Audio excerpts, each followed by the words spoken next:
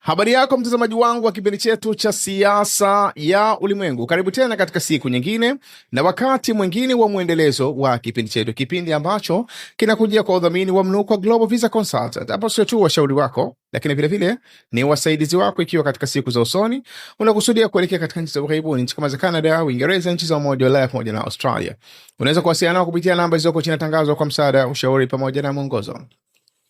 Tukielekea katika uchambuzi wetu wa leo, bila shaka pamekuwa kuna harakati kadhaa za kidiplomasia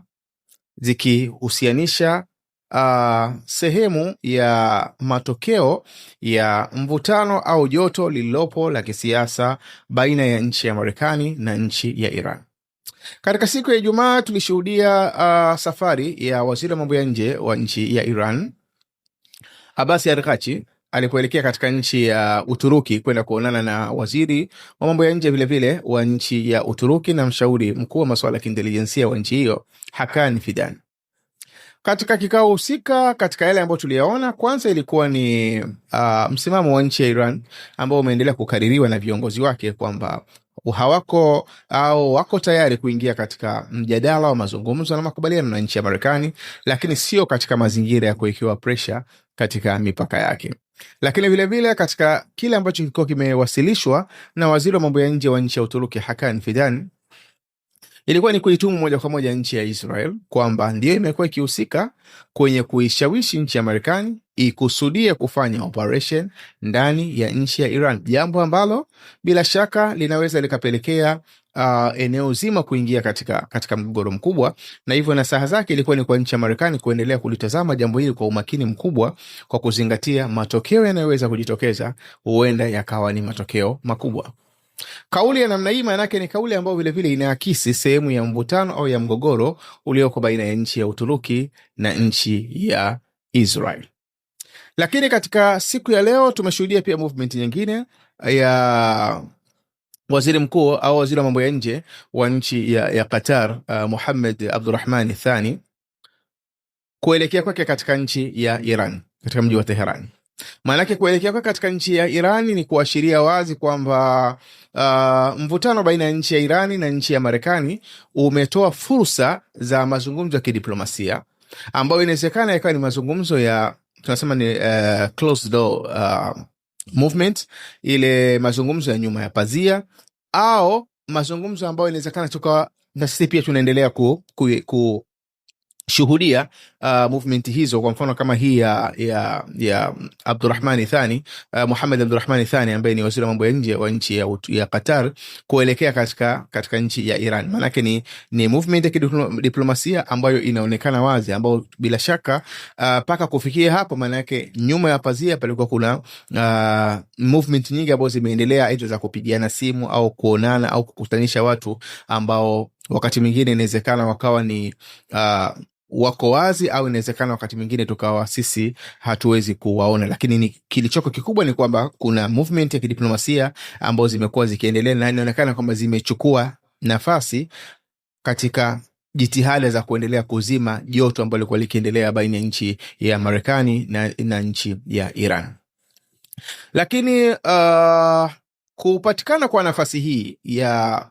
kutoa nafasi ya diplomasia walau iweze kuchukua nafasi baina ya hizi nchi mbili, inaakisi kwamba Marekani inawezekana wameona kwamba kuna madhara makubwa yanaweza kujitokeza iwapo watakusudia option ya kwanza ya kufanya mashambulizi ndani ya nchi ya Iran. Na madhara haya ni madhara ambayo bila shaka tunajaribu kuyatazama kwa umakini, tukispekulate, tukijaribu kutengeneza nadharia kwamba huenda Marekani imeona vitu hivi ambavyo tunakusudia kuvizungumza. Jambo la kwanza ambalo tunalihisi ni kwamba bezi nyingi za Marekani zipo katika range au zipo katika umbali ambao ni rahisi kuweza kufikiwa na makombora ya nchi ya Iran. Kwa maana kwamba bezi ambazo zinapatikana kama ile ya Qatar ya Al-Hudaydah, au ile Prince Base ambayo inapatikana hapa Saudi Arabia, au ile bezi ya meli zake zile za kivita ambayo inapatikana pale Bahrain, au Ain Base ya pale Iraq na maeneo mengine, yote ni maeneo ambayo kwa hakika makombora ya nchi ya Iran yanaweza yakafika na yanaweza kaleta athari ya moja kwa moja. Kwa hivyo kwenye kulitazama hili, inaonekana kwamba Marekani walikuwa na fikra ya kuona kwamba ni namna gani wangeweza kufanya mashambulizi toka tarehe 14 ya mwezi wa kwanza walipotoa amri kwamba wanajeshi watoke katika zile bezi. Maanake tulikuwa tunafikiria ni kwamba Marekani walikuwa wanaweza kusudia kufanya mashambulizi, lakini baada ya nchi ya Iran kuzungumza kwamba shambulizi yote itakayofanyika katika nchi ya Iran wao hawatalichukulia katika wizani mdogo, kwamba Rais Trump labda mashambulizi Marekani wafanya mashambulizi ya Iran na kisha Rais Trump waandike labda message katika mtandao wa X kwamba nimeshambulia, imekwisha. Iran hawakutaka kuwashumu hivyo. Irani ni kwamba walichokuwa wanakizungumza wazi au wamekuwa wakikariri wazi kwamba mashambulizi yatakapofanyika mara moja ndani ya nchi ya Iran, wao watafanya mgogoro kuwa mkubwa, na hii haiwezi kuwa ni plani ya Marekani, kwa sababu Marekani amekuwa akijitahidi sasa hivi kujiondoa katika migogoro isiyokuwa na lazima au migogoro ya muda mrefu ambayo kwa kipindi cha nyuma ilitoa fursa kubwa sana kwa nchi ya China kufika hapa ambapo ilipo leo, kwa sababu ya Marekani kujiengage katika migogoro ya muda mrefu. Kwa hivyo Iran tu kusema kwamba wenyewe mgogoro wao utakuwa wa muda mrefu hata kama watashambuliwa mara moja, ni kuashiria wazi kwamba inaweza mgogoro husika ukatoka katika vipimo vya kuweza kuwa controlled na Marekani. Na hivyo kwa kutazama riski ya namna hiyo, inawezekana ndio imekuwa sababu ya kuweza kutoa baadhi ya mianya ya kidiplomasia iweze kuchukua nafasi. Lakini vile vile kwa kuchunga kwamba unaposhambulia katika sehemu kama ya bezi ya Al-Hudaid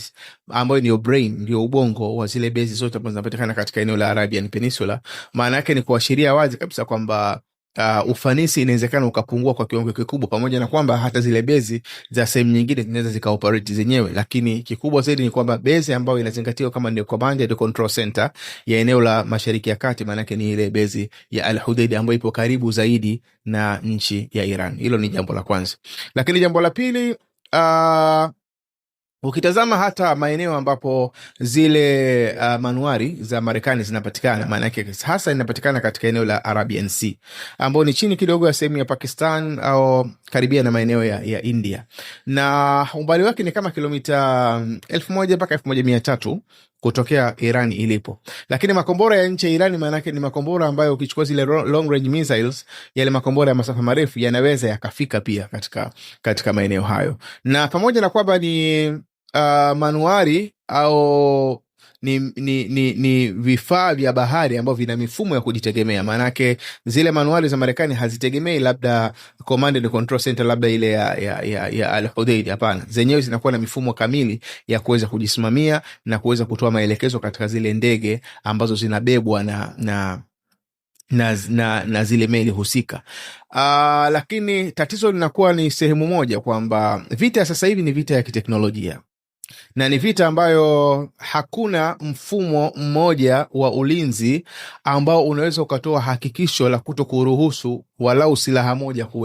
kuweza kupita. Kwa mfano ukitazama katika siku za nyuma, especially katika migogoro, kwa mfano mgogoro ule wa Irani na Israel wa mwaka jana, na hata mgogoro unaoendelea baina ya nchi ya Urusi na nchi ya Ukraine, tumeona kwa mfano kuna matumizi kama ya drone zimekuwa zina uwezo vile vile kupenetrate hata kama kuna mifumo ya ulinzi, lakini drone moja, drone mbili, drone tatu zimekuwa zikipita. Na kubwa zaidi ni kwamba wakati mwingine inatumika ile wanasema ni saturation tactics, yani njia ya kufanya mfumo uweze kulainika, kwa maana kwamba inawezekana kama zile meli au zile manuari zikawa zina uwezo mzuri wa mifumo ya kujilinda, lakini unapopeleka labda drone 1000, drone 2000 au na zaidi ya hapo, maana yake ile mifumo inakuwa saturated, inalainishwa kiasi ambacho inaweza ikaruhusu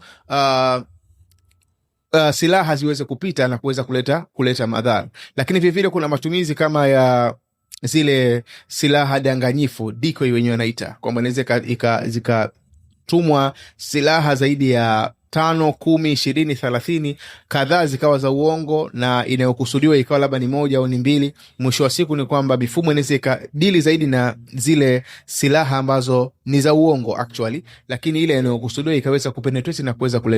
kuleta madhara. Na ina maana unapokuwa umeweza kuishambulia sehemu ya zile meli kubwa za kivita ambazo zinabeba ndege na mfano wake, wanasema aircraft carrier. Maana yake ni kwamba unasababisha mfumo wote wa zile ndege ambazo zinabebwa na ile meli husika iweze kuparalyze, isiweze kufanya kazi vizuri. Hii ni miongoni mwa mambo ambayo bila shaka Marekani wamekuwa wakitazama kwamba sawa, tunapeleka zile meli kubwa, lakini inawezekana mgogoro utakapokuwa mkubwa sana tukashindwa kumanage vizuri matumizi ya hizi meli. Hili ni jambo ambalo bila shaka tunahisi ni inawezekana ikawa ni jambo ambalo limetoa pia fursa ya hii sehemu ya diplomasia ambayo imekuwa ikiendelea ya wazi au ikiendelea nyuma ya pazia. Lakini jambo lingine ambalo tumekuwa tukilitazama ni kiasi cha information ambacho Marekani wanacho kuhusiana na Iran. Bado inatupa shida kuweza kufahamu hasa kilele cha taarifa ambacho Marekani wanacho kuhusiana na Iran. Kwa sababu tunaamini Marekani ina watu ndani ya Iran ambao wana uwezo wa kutoa baadhi ya taarifa muhimu na wao wakaweza kuzifanyia kazi. Lakini ukiangalia mwenendo wa mazungumzo ya nchi ya Marekani na hasa ukimhusisha Rais Donald Trump, unaweza kugundua kwamba taarifa ambazo wanakuwa wanazitoa wakati mwingine zinakuwa zina matobo mengi, pamoja na kwamba tunaamini kwamba wana taarifa nyingi kuhusiana na nchi ya Iran. Kwa mfano, Rais Donald Trump katika siku za nyuma walipofanya mashambulizi katika zile nuclear sites za Iran,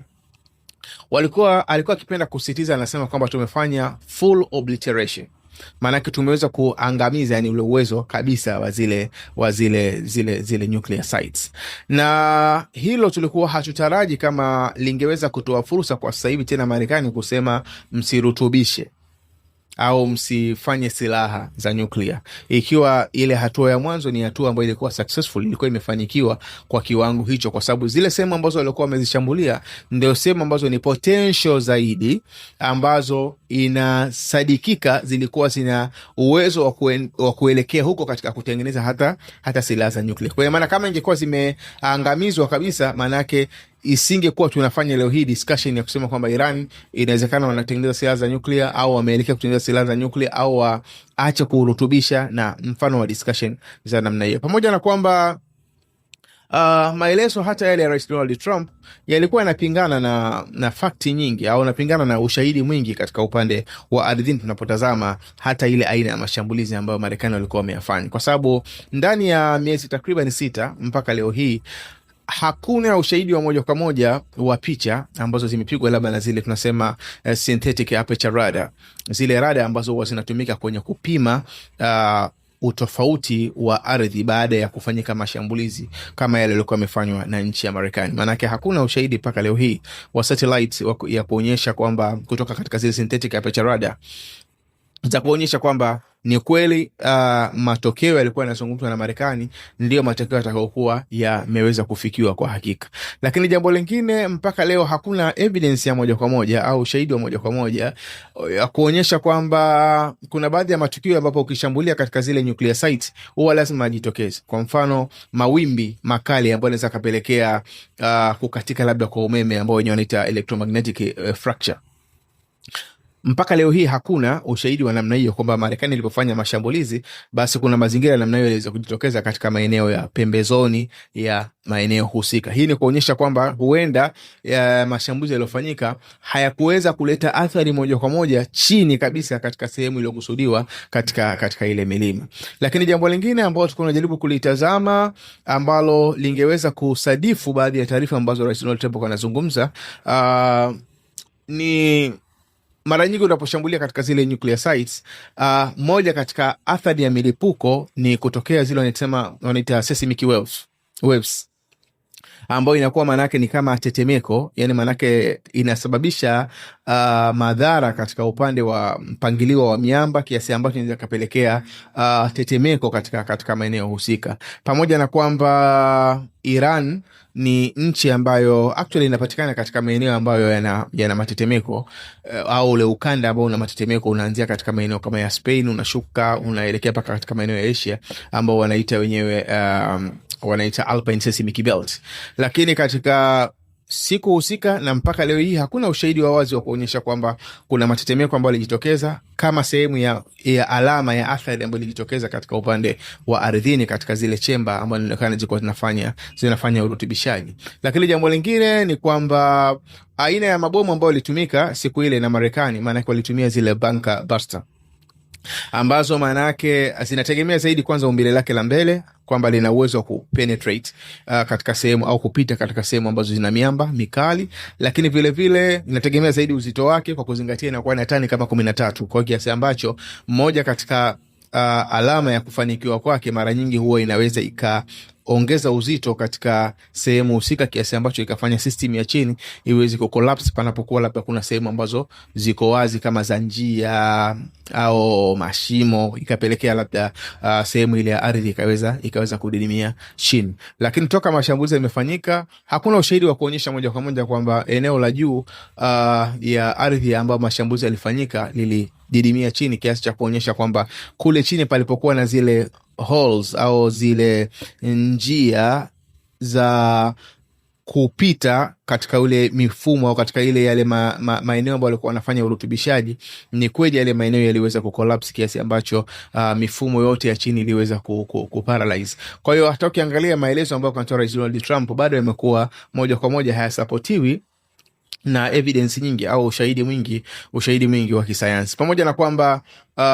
kuna uwezekano kuna sehemu ya madhara ambayo yalikuwa yamejitokeza, lakini ni madhara ambayo ukiangalia na claims za sasa hivi za Marekani zinaonyesha wazi kabisa kwamba inawezekana yasiwe yametokea katika kiwango ambacho Rais Donald Trump alikuwa akijaribu kukizungumza. Kwa hiyo by the way, bado tunaona kwamba kuna sehemu ya harakati za kidiplomasia ambazo zimekuwa zikiendelea na zikihusisha maanake moja katika wasuluhishi wakubwa migogoro, maanake nchi ya Qatar, kama tulivyoshuhudia sehemu ya movement ya waziri wa mambo ya nje wa nchi ya Qatar kuelekea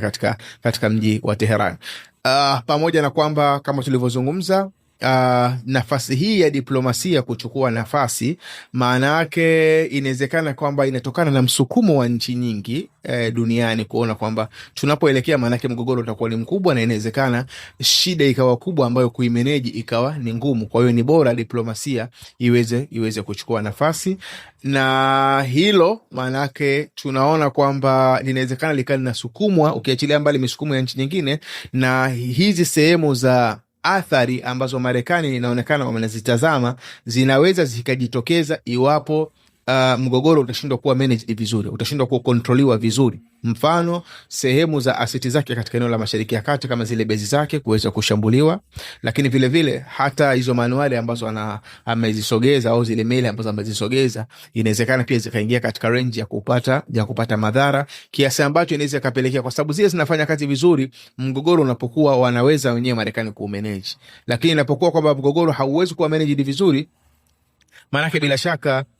linaweza likawa ni tatizo kubwa sana. Na hii kuonyesha kwamba diplomasia inachukua nafasi kwa hivi sasa, ndio maana inaonekana kwamba hata kuna fursa ya